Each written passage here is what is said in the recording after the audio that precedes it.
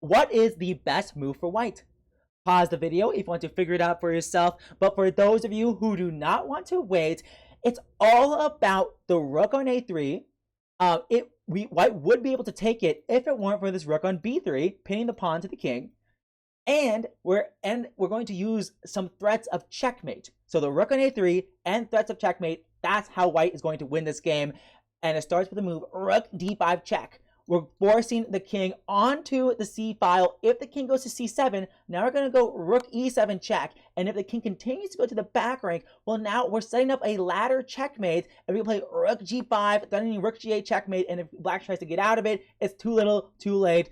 There's nothing black can do. So the king cannot go to c7. Well, what if the king goes, instead of to c7, to c6? Well, now we're going to go rook e6 check, forcing the king to go to c7.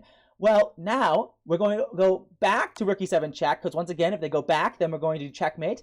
And if the king goes back up here, back to c6, now the winning move is rook e d7. And it's a checkmate net. If black moves their rook or anything, then it's just rook 5 d6 checkmate.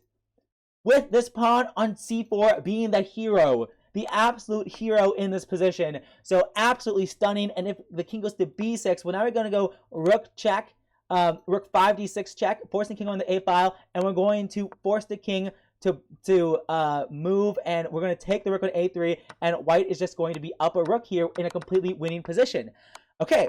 Well, what if instead of going rook c or king c6, we go king b6? Well, now it's the same thing. Rook d6 check, and we're going to win the rook on a3, and it's absolutely game over for black. Were you able to find it?